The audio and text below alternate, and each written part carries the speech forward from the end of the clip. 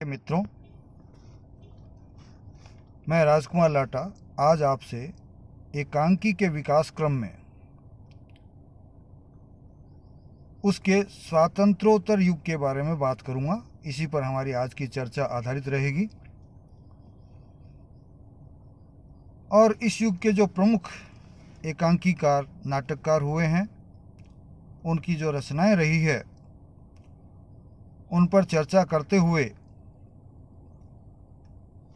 इस युग की जो विशेषताएं हैं उन पर चर्चा करेंगे।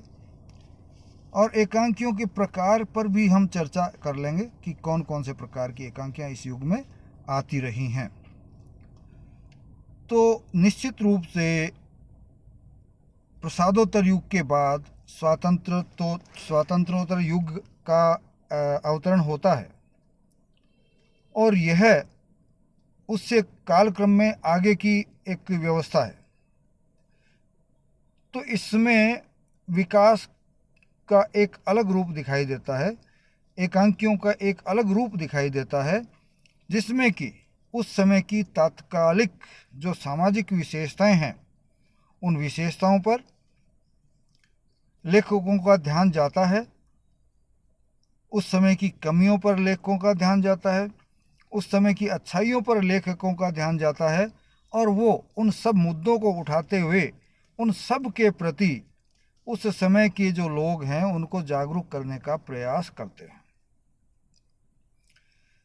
तो हम देखते हैं कि इस तरह की बात करते हुए उन्होंने बहुत सी एकांकियां लिखी, और इस युग के एकांकीकारों में भी मोहन राकेश, लक्ष्मी नारायण लाल, भीष्म साहनी, सुरेंद्र वर्मा, सुशील कुमार, रमेश बख्शी, मनु भंडारी, रमेश मेहता और जगदीश चंद्र माथुर इत्यादि जो हैं वो प्रमुख इस समय के एकांकीकार रहे हैं। उनका नाम हम ले सकते हैं।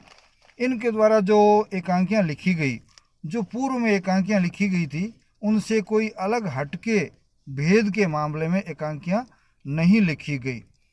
तो हम यहाँ जब चर्चा करेंगे तो ये देखेंगे कि इस युग में एकांकियां का जो भेद आता है, वो भेद हम किस तरह से करते हैं। जैसे पिछले काल में जो है नाट्य एकांकियों के दो भेद यहाँ हमारे सामने निकल करके आए थे, और उन भेदों पर हमने चर्चा की। तो इस प्रकार से यहाँ कोई विशेष भेद तो निकल करके एकांकियों के नहीं आए, लेकिन पूर्व में चल रही जो एकांकियाँ थी, उन सब एकांकियों के बारे में उस सब तरह की एकांकियाँ इस युग में भी लिखी गई। अब आते हैं इस युग की जो प्रमुख एकांकियाँ हम लें, वो ले सकते हैं शरणागत, मैं आईना हूँ, सुबह सवेरे, जो कि लक्ष्मी नारायण लाल द्वारा लिखी गई थी। रमेश बख्शी ने भी एकांकियाँ लिखी, लेकिन जो मेरा ध्यान जाता है वो है नीली झील, जो कि धर्मवीर भारती द्वारा लिखी गई थी। इसके अलावा देवताओं की छाया में, कैद और उड़ान तथा पर्दा उठाओ पर्दा गिराओ, ये उपेंद्र नाथ अश्क की लिखी एकांकियाँ थी, जो काफ़ी महत्वपूर्ण रही। और कबूतर खाना जो है रमेश मेहता की लिखी हुई कहानी थी, एकांकियाँ थी। तो जगदीश माथुर द्वारा घोषल नामक एकांकी लिखी गई। तो इस तरह से हमने देखा कि कुछ एकांकियाँ इस युग की काफ़ी प्रसिद्ध रही हैं। अब आते हैं कि इन एकांकियों में किस तरह की विशेषताएं उभर करके हमारे सामने आती है।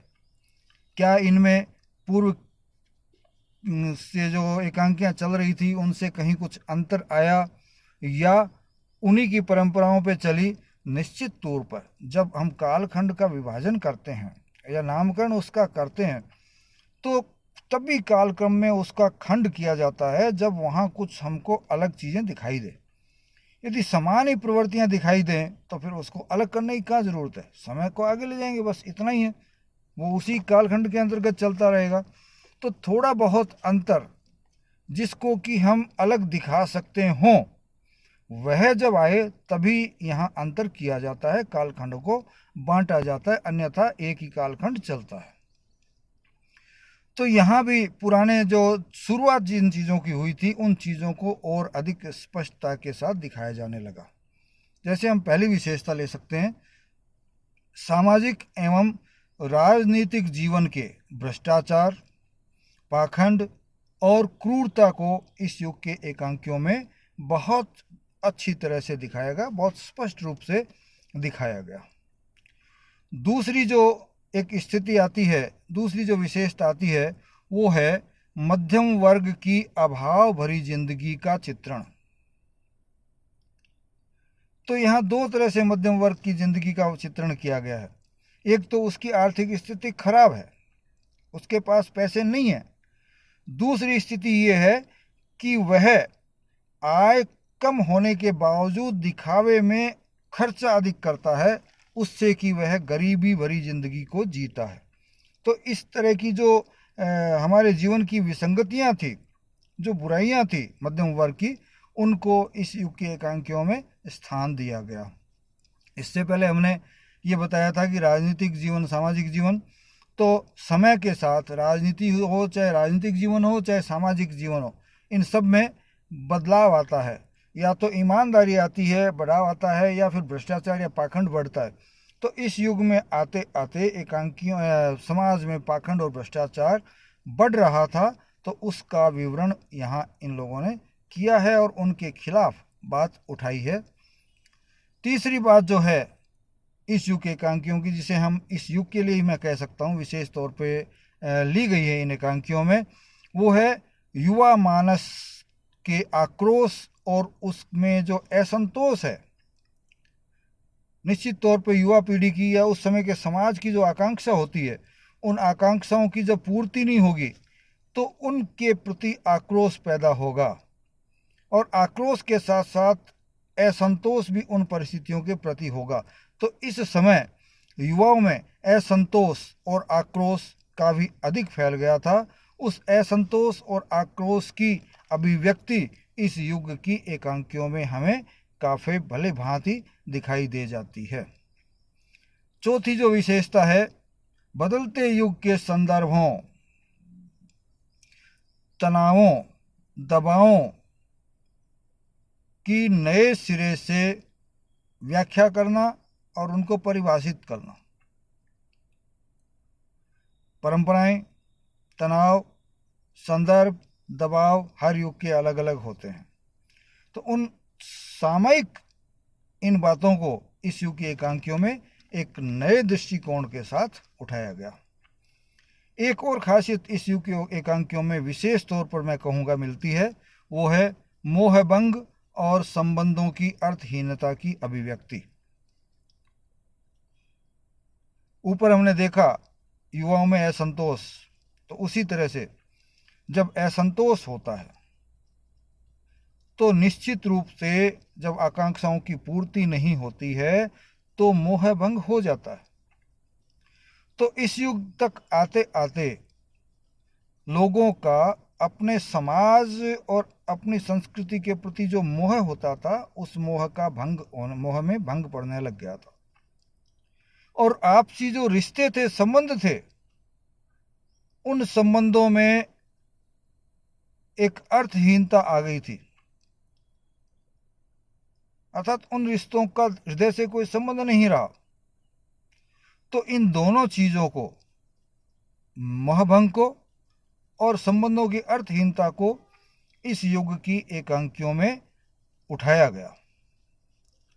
फिर अगली जो विशेषता हम लेके चलते हैं, वो छठे नंबर की विशेषता हम कह सकते हैं, वो है सांस्कृतिक अस्मिता को ऐतिहासिक बोध से संपन्न बनाकर नए नए जीवन अर्थ की खोज करने का प्रयास इन एकांकियों में मिलता है। किसी भी राष्ट्र की पहचान उसकी संस्कृति से होती है, तो निश्चित रूप से उस राष्ट्र की संस्कृति की अस्मिता रहती है। तो जो सांस्कृतिक अस्मिता थी भारत की, उसका जो ऐतिहासिक बोध था, उस ऐतिहासिक बोध के नए नए जीवन अर्थ निकाले गए। किस तरह से? आधुनिक जीवन के साथ जोड़ करके। और उसको निकाल करके दोनों के समन्वय का प्रयास इस युग की एकांकियों में हमको दिखाई दे जाता है। फिर अगली जो विशेषता आती है वो है बौद्धिक दिवालियेपन का चित्रण। समाज में जब विकृति आती है तो उसकी सोच भी विकृत हो जाती है, उसके सोचने का दायरा भी संकीर्ण हो जाता है, सोचने के तरीके में उसके खोखलापन आ जाता है, उसका दिवालियापन आ जाता है। तो इस दिवालियेपन को, इस खोखलेपन को इस युग की एकांकियों में प्रमुख स्थान दिया गया और उस समय के समाज की जो सोच थी उसके खोखलेपन को, उसके बौद्धिक खोखलेपन को निश्चित रूप से हमारे सामने लाने का प्रयास किया गया। एक और विशेषता आती है, वो अगले पिछले काल में भी थी और इस काल में वो और अधिक विकसित होकर के आई। वो थी नुक्कड़ नाटकों द्वारा शिक्षित और अशिक्षित जनता को झकझोरने एवं सोचने समझने के लिए प्रेरणा देना। समाज सो रहा था या सुप्तावस्था में था, ऐसा माना जाता है, और साहित्य की ये एक प्रवृत्ति होती है कि वो सोते समाज को जगाता है, उसको रोशनी देता है। तो निश्चित रूप से साहित्यिक रचनाओं के माध्यम से काम होता है। तो इस युग की एकांकियों में भी हमको ये चीज़ मिलती है। और एकांकियों का भी कौन सा भेद? नुक्कड़ नाटकों के रूप में इस युग में चाहे लोग शिक्षित हों चाहे लोग अशिक्षित हों, उन सब को, उनकी सोच को झकझोरने और उन्हें सोचने के लिए मजबूर करने की प्रेरणा इस युग की एकांकियों में स्पष्ट रूप से दिखाई दे जाती है। इसके अलावा इस युग की एक और विशेषता जो कि परिस्थितियों की उपज थी, चीन के आक्रमण के परिणाम स्वरूप, पाकिस्तान के आक्रमण के परिणाम स्वरूप हम भारतीयों की एक विशेष मनोस्थिति हो गई थी। चीन के आक्रमण का परिणाम ये हुआ कि हमारे में एक हीनता की भावना आ गई थी। पाकिस्तान के साथ युद्ध तो हमने जीत लिया था 1965 में, लेकिन जीतने का कोई सुफल हमको दिखाई नहीं दिया। तो उसके कारण एक निराशा के भाव थे। इसके साथ साथ देश को आगे लाने के लिए कोशिश राजनीतिक नेतृत्व की जो थी, समाज की थी, नए सिरे से उठ खड़े होने की हमारी सामाजिक स्थिति की सोच थी, उनको चीन और पाकिस्तान के आक्रमण के कारण जो परिस्थितियां उपजी थी और जो भावनाएं मन में उपज रही थी, जो निकल रही थी, उन भावनाओं का चित्रण हमें इस युग की एकांकियों में दिखाई दे जाता है। तो इस प्रकार से हम देखते हैं कि इस युग की एकांकियों में चाहे उस समय की सामाजिक राजनीतिक परिस्थितियों में जो एक भ्रष्टाचार आ रहा था, जो एक क्रूरता आ रही थी विरोधियों को नहीं सहने की, उसको यहाँ लाने का प्रयास किया। इसके अलावा युवा जो था उसको केंद्र में रखते हुए उसके भावों की अभिव्यक्ति, जिसमें अब खास तौर से कह सकते हैं कि क्रोध या आक्रोश या असंतोष जो है, उसकी यहाँ एक स्पष्ट अभिव्यक्ति हमको दिखाई देती है। फिर जीवन के नए जो रिश्ते हैं, उन रिश्तों में किस तरह की परिस्थितियां हैं उनको यहाँ स्पष्ट किया गया। मोहभंग जो जनता में था, लोगों में था, वो भी स्पष्ट हुआ। संबंधों में जो एक अर्थहीनता आ गई थी उसको भी इस युग में, और इसके अलावा यही नहीं, हमारी जो सांस्कृतिक अस्मिता थी उसको बचाने और उससे आगे कुछ लेने की कोशिश भी हमारे इस समय के साहित्यकारों में रही। इसके अलावा दिखावे की प्रवृत्ति के कारण जो बौद्धिक दिवालियापन उस समय समाज में आ गया था, उस बौद्धिक दिवालियापन को भी पूरी तरह से हमारे सामने इन एकांकियों के माध्यम से स्पष्ट किया गया और बहुत से नाटकों के द्वारा उस समय की जनता को झकझोरने और सोचने समझने के लिए मजबूर किया गया। अब आते हैं कि आज जो युग हमने पढ़ा है, उस युग में प्रश्न कौन से बन सकते हैं। छोटा प्रश्न देखें तो आप इन प्रश्नों को करिएगा जरूर। इस युग के प्रमुख एकांकीकारों के नाम लिखिए। इस युग में लिखी गई प्रमुख एकांकियों के नाम लिखिए, और यदि आपको याद हो या आप कहीं से देख सकें तो उनके लेखकों का नाम भी लिखिए। तीसरा एक बड़ा प्रश्न बन सकता है, वो ये है कि इस युग की एकांकियों की विशेषताएं लिखिए। लेखक और रचनाओं की वर्णन करते हुए इन एकांकियों की विशेषताओं का वर्णन कीजिए। एक छोटा प्रश्न और बन सकता है कि इस युग में किस तरह की एकांकियां लिखी गई, उनके नाम लिखते हुए एक या दो उदाहरणों सहित उनको स्पष्ट कीजिए। तो ये 4 प्रश्न इनमें बनते हैं और वो चारों प्रश्न आप हल करने की कोशिश करेंगे, और यदि आप प्रश्नों के माध्यम से हमसे पूछना चाहें तो हम इसको भी आपको बताने की कोशिश करेंगे। इसी के साथ धन्यवाद। जय हिंद।